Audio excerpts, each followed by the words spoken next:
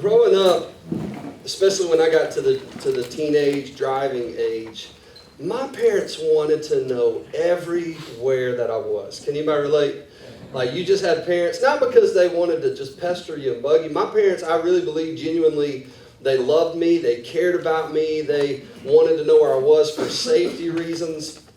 And I wish I could tell you how many times I heard my dad say, "Chris, do not deviate from your plans."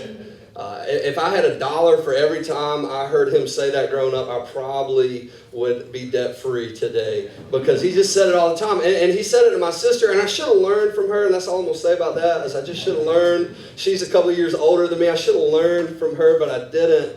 They really cared about me. They wanted to know where I was. Now, they didn't have 24/7 surveillance. They just kind of expected when they asked me what I was doing that I would be honest with them and tell them the truth. It's just that they always seem to ask the times that I changed the plans. They always seem to ask me when I didn't go where I was supposed to go or didn't do what I was supposed to do. And I wasn't really a devious young man, but there are times when my friend group, they're like, "Hey, we're going to do this instead." And I'm like, "All right, let's do that instead." And it seems like they always found a way to say, "Hey, where'd you go tonight? Where were you tonight?" "Well, I know I said I was going to be at this one place, but see, what happened was the plans kind of changed." "All right, give me your keys. You're grounded for a week, 2 weeks, whatever." They loved me and they wanted to know where I was. Now today, there's this Life 360 app. Has anybody ever heard of that app? I did the ropes course for Cole Hansen, Jason, over the summer, and I had to use the company line, which doubles as his cell phone. He was not out of the country, but he was on the other side of the country for the summer. And so I had his phone, and they use the app. Their family uses the app, and so Kim knew where I was or where the phone was at all times. It tracks your every move, every step, and it came really in handy because I left it here one day. I stopped by here, and I happened to leave it here, and I had to call her and say, "Kim, can you track the phone for me and tell me where it is?" And I left it here. If I grew up today, I'm sure my parents, if they knew about the app, they would have that app on me and my sister. It would be a requirement. Not because they want to take my privacy, but really because they love me and they care about me. I'm probably going to do the same with my boys, and we have more technology, so I'll probably be a little stricter on them. But it's not because I want to take stuff from them. It's actually because I want something for them. I want to know where they are. I want to care about them. I want to love them. If they're in need, I want to run to their help. But in all of that, sometimes it can feel like I just can't escape. I just can't get away. There's just not a moment where I can just get away from this current reality. And I think that's how David felt a little bit in Psalms 139. We're starting a new series on the Psalms. I'm really excited about it. I love the Psalms. They're poetic, and they can be, most of them can be sung, not in the way we read them, but in the original language they could be sung. And I love the Psalms. And so today we're digging into Psalms 139, and I feel like maybe David kind of felt that way about his relationship with God. And man, I just can't. There are just days when I want to pull back and retract, but I can't. So he says this. We've read most of this already. He says, "Oh Lord," this word Lord is the personal name of God. It's Yahweh. And David starts with this, important to note, because he's starting from a place of personal relationship with God Almighty. He's in this intimate relationship. He says, "Oh Lord, Yahweh, God, you have searched me and you know me." Like, not just a scratch the surface, like, "Yeah, I know your name, your address, and where you live." No, God, you have searched the innermost parts of my life, and you know me fully. You've experienced me fully. You know when I sit and when I rise. David's saying, you know my outward expressions. You know my behaviors. You know what I'm doing when I'm sitting and when I rise. You perceive my thoughts from afar. So it's not just the outward expression, it's the inward self as well. You discern my going out and lying down. You are familiar with all my ways.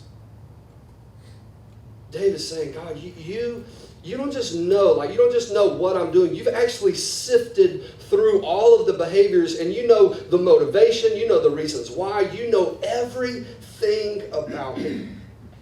Before a word is on my tongue, you know it completely, O Lord.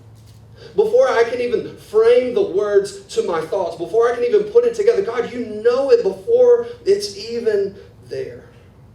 Oh, Yahweh, oh, personal God.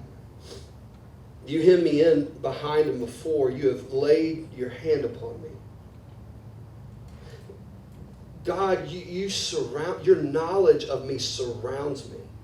You are encamped around me. You know everything before me and behind me on all sides. God, you are totally surrounding me. And not just that, Lord, you've placed your hand on me. Now sometimes when I read this, I think, oh, this is nice. When my dad, growing up, I want to be careful how I say this, would place his hand on me, put his hand on my shoulder and say, Chris, it didn't always feel like the most loving gesture. You know what I'm saying? Not abusive, but it didn't always feel the most loving when he would put his hand on me or put his arm around me and say, all right, now, Chris, this is what we're going to do right now. It seems like David's saying, God, you know everything about you. Surround me. You know my inward thoughts, my outward expressions. You know my behavior. You've sifted through the reasons why. Before a word is on my tongue, you know it completely. Lord, your hand is upon me. Such knowledge is too wonderful for me, too lofty for me to attain. It's like David in this moment saying, God, you know everything. You know it all. And on the days when I wish there was something I could hide from you, I can't even hide it away because, Lord, you know everything about me. God, we are in this personal relationship and you know the depths of who I am. God, you know everything and I cannot keep anything from you. God just knows us, like completely and fully. But he doesn't just know us. It goes further than that. He knows us completely, and he's also inescapable. He goes on to say, where can I go from your spirit? And when I read this, sometimes I'm like, oh, that's good. Like David's saying, Lord, wherever I go, I just can't get away from you. But the very next line says, where can I flee from your presence? We don't use the word flee when we're just saying, oh God, I can't get away from you. No, we use the word flee when it's like, God, I am trying to run away from you. I'm trying to separate myself from you. Lord, you are all in my business right now, and I cannot flee you. I cannot escape you. If I go to the heavens, you are there. If I make my bed in the depths, you are there. If I rise on the wings of the dawn, that means if I go all the way to the east, as far as the east can go, you are there. If I settle on the far side of the sea, even there, your hand will guide me. Your right hand will hold me fast. It's like David saying, you know me, and no matter what I want to do on my deepest, darkest days, God, I cannot get away from you. If I say, surely the darkness will hide me, and the light become night around me, even the darkness will not be dark to you. For the night will shine like the day, for darkness is as light to you. God, I just cannot escape you. God, on the days when I just want to be hidden from your presence, on the days when I just want to flee from your presence, I cannot get away. And it's not just that you know, and it's not just that you're inescapable, God. In the midst of that, you are all powerful. You see, growing up, I knew there was a limit to my parents' power. And there were days when I reached that limit. Now, no doubt those days came with consequences and punishment. But there's a limit. Like they could not make me, they could not force me to obey them. I have a 3-year-old, and we've kind of reached that stage where 3-year-olds, they start saying, I don't want that to eat. I want cookies. I want chips. I want French fries. I don't want green beans and carrots and squash. I want the unhealthy stuff. Now, I'm not in that moment going to shove food down my kid's throat. There's a limit to the power that I have over my children. There's a limit that I reach that my parents had over me. But David seems to say, not so with God. Not as an abrasive, angry God. No, as a loving God. This is what he says. In verse 13, he says, "For you created my inmost being. You knit me together in my mother's womb. I praise you because I am fearfully and wonderfully made. Your works are wonderful. I know that full well. My frame was not hidden from you when I was made in the secret place. When I was woven together in the depths of the earth, your eyes saw my unformed body." David is saying, God, you know everything, and I can't get away from you, and even if I wanted to, I can't, and you are all powerful. Like everything that I am, you've woven together. Like in the deepest, most intimate places of the place where I was formed, God, you were there. And you were the one that was putting me together. You were the one that was creating me in the way that I live. You were the one that was doing all of this in me, God. He says, all the days ordained for me were written in your book before one of them came to be. God, you're all powerful. You have written my days before I even began. You have all of the power. And he says, how precious to me are your thoughts, oh God. This is like rare, like how precious and wonderful and rare. Think about like the nicest thing you have. You probably don't have a lot of them. You probably have one, maybe two. He's saying that it's rare, God. Your thoughts to me, the way that you deal with me, the way that you handle me, the way that you care for me, the way that you love me, these things are precious. They're rare. But then he goes to say how vast is the sum of them. Were I to count them, they would outnumber the grains of sand. David's making an oxymoron here. He's saying, God, these thoughts that you have to me, these thoughts that you care for me, Lord, they are so precious and rare, but yet at the same time, they're innumerable. When I awake every day, I am still with you. I just can't fathom the way that you care for me. He's saying, God, you're all-knowing, and I can't escape you even when I want to. And in the midst of that, you're all powerful. You are sovereign. You are in control. And on some of these days, God, I just want to get away. I just want to sink back into a hole and recluse myself. And the reason I think David was doing this and feeling this way and writing this psalm is because he was dealing with fear and anxiety. I think David had a situation going on that was this giant in his life, and his voice, the voice of that giant was just loud and overwhelming. And so David starts from this place of personal relationship with God, this loving God who cares for him, who's all-knowing and who is everywhere and who is all-powerful. And David is saying, yes, you are all these things, and it's overwhelming. And God, there are just days where I want to slide away. He says this, he continues on. He says, if only you would slay the wicked, oh God. And then David speaks out to the wicked, in this, have you ever had that moment where you're just in that place of desperation, you're in that place of anxiety, you're in that place of fear, and to yourself sometimes you just shout to the person, they're not there in the midst, and you might be having a conversation, and you just kind of slam your hand on the table and say, oh, I wish you would just understand me. Have you ever been in that place? It seems like that's where David is. He says, if only, God, you would slay the wicked. Away from me, you bloodthirsty men. You see here the voice of David seems to change a little bit. Because this word, God, is more of a formal name rather than a personal relationship.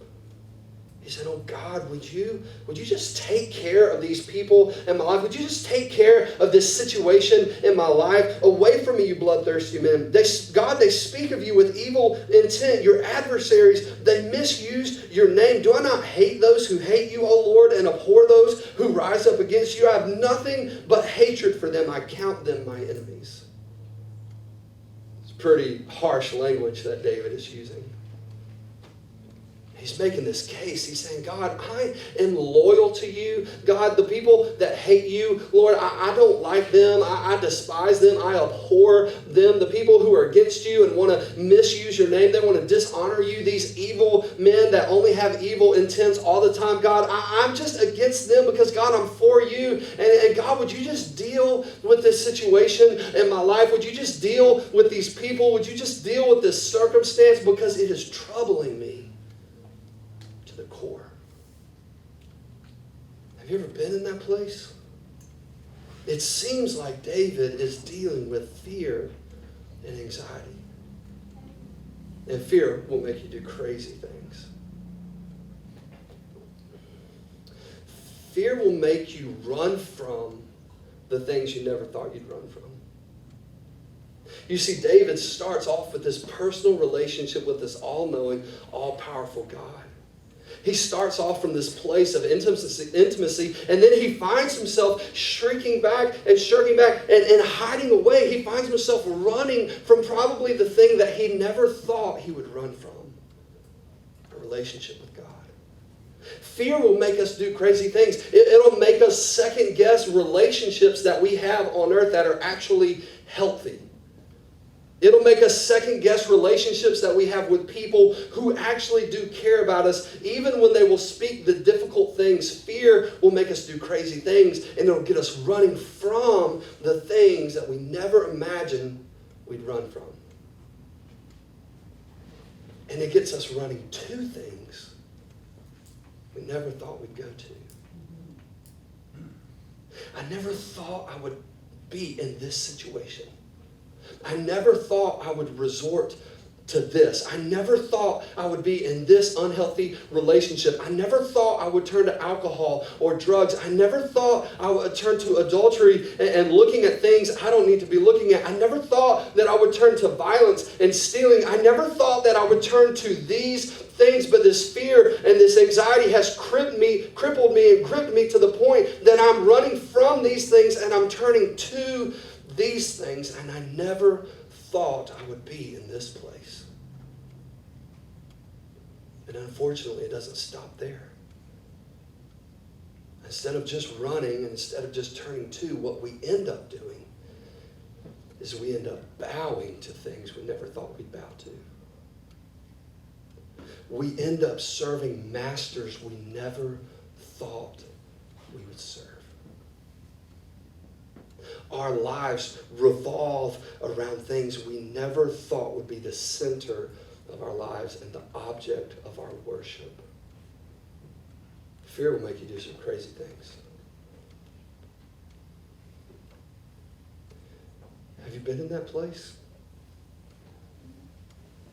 Are you in that place right now? Is somebody in your family in that place where fear has just gripped them?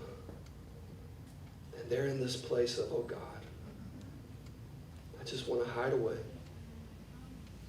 I just want to become a recluse and separate myself from the world. And I just want to have my stuff and deal with it in my way.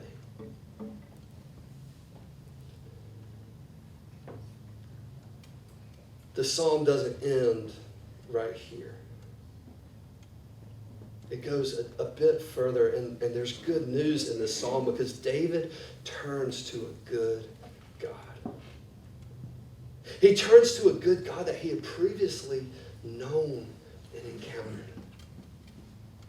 Instead of bowing to these things, and he had the opportunity to do that, he turns back to a good God. You see, David was the king. I mean, he could have taken a whole army out to war against whoever this people group was, whatever this situation was. But that might not have been God's will. He could have taken the whole nation and they could have just ran. I mean, David had kind of a history of doing that in his life, but that might not have been God's will in this moment, in this season. There are tons of things that David could have done. And if you read the story of David, you see that David's kind of, depending on the day, maybe all over the place. But in this situation, he seems to turn back to a good God. And this is what he says. He says, "Search me, O God, and know my heart. Test me and know my anxious thoughts."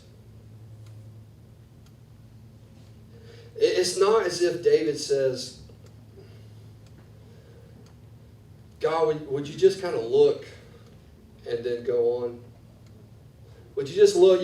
God, you can look. You can see what's really going on in the depths of who I am. Would you just look and see and then move on? Because I'm not in a place where I really want to deal with this. I'm not in a place where I really want to face it head on. I'm not in a place where I want to be honest about what's going on in my life. So God, you can search me if you want, Lord. You can know me if you want. You can even know my anxious thoughts, but we're not going to do anything about it." That's not the case for David. That's not what he says. He goes a little further.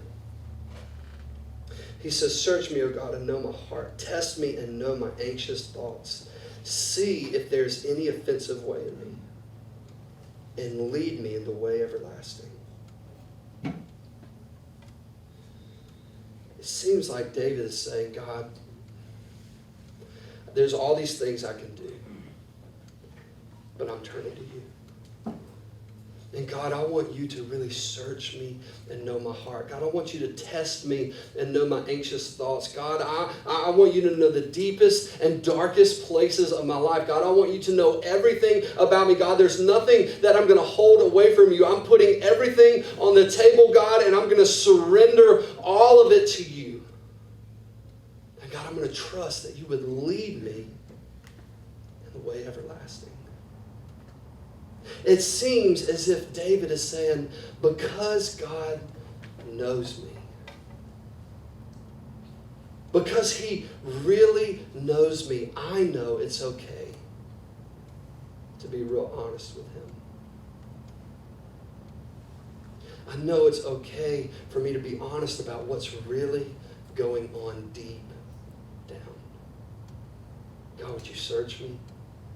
Would you search me again? Would you know my heart? Would you know my anxious thoughts? Would you test me and see if there's any offense in me? God, see if there's anything inside of me that's turning away from your will and turning to my own understanding or turning to my own vices or turning to my own thing. God, would you just search me again and know me and draw me back to you? Because God, I want to lay it all down to you.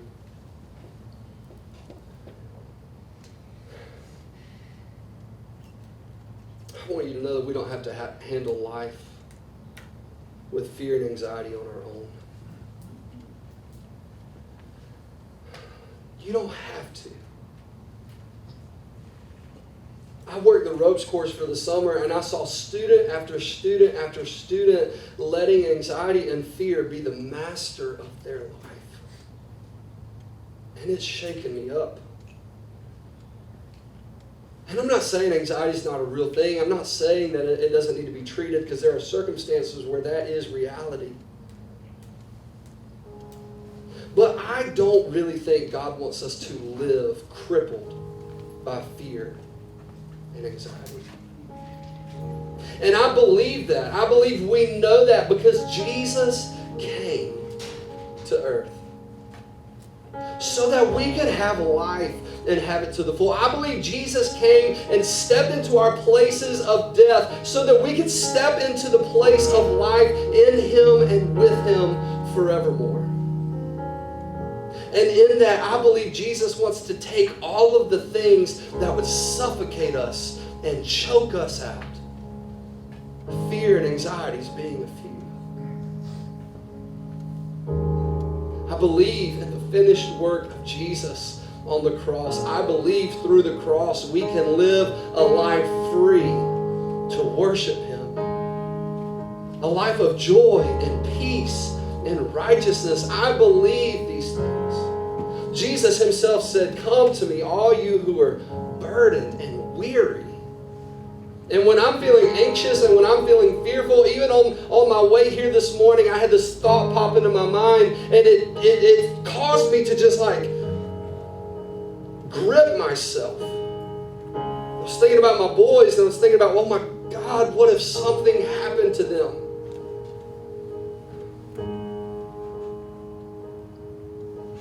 It makes me feel weary and burdened.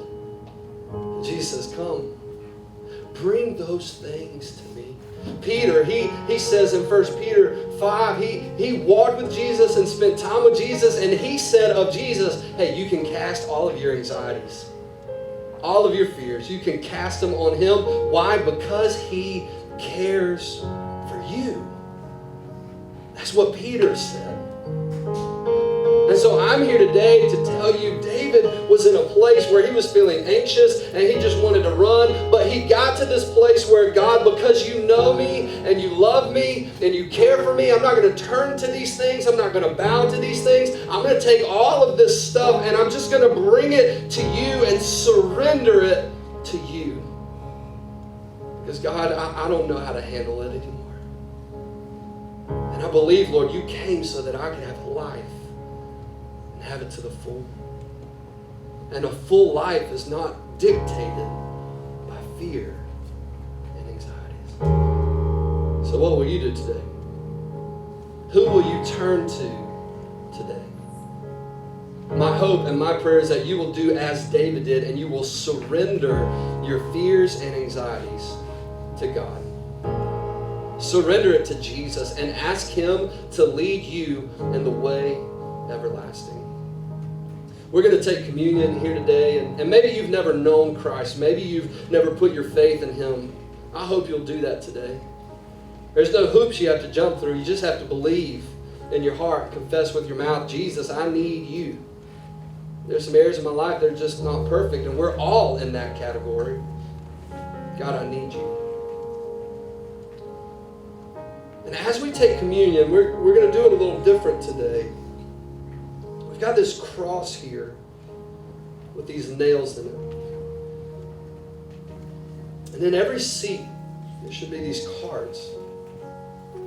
It says, I surrender these fears and anxieties and cares to Jesus. And so what we're going to do today, and there's really no power in this card, it's just symbolic of what we're going to say internally. We want you to take a moment and just begin to write. These are the things. I'm afraid of losing my job. I'm afraid of losing my kids. I'm afraid I might lose my wife. I'm afraid of the future world that my kids are going to grow up in. I'm afraid of war. I'm afraid of poverty. I'm afraid I'll never have the relationship that my parents have with my spouse. I'm afraid I'll never be able to grow a family. Whatever it is, I just want you to write it down. And as we come receive communion today, as we come and receive the grace of God in our lives, I'm going to stand up here, and I'm not going to be reading your cards, but I just want you to come, and I want you to take the card and just stick it through a nail and just leave it on the cross. And then receive the grace that God would have for you. He wants you to live. He wants you to live free. A life of joy and peace and righteousness. Now, what's interesting is that the situations may not ever change, but God can change us, and we can become more like Him.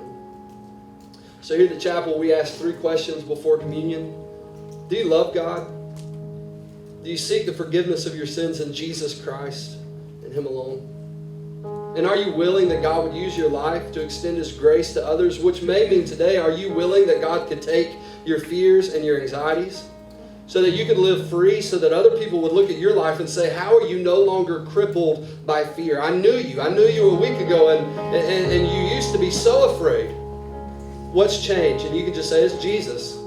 It's not anything that I did, because if left to myself, I'd turn to these things and I'd bow to these things, but I was given an option and I chose to surrender it to Jesus. So my hope today for you is that you would surrender your cares, your fears, your anxieties to Jesus and receive the grace that He has for you.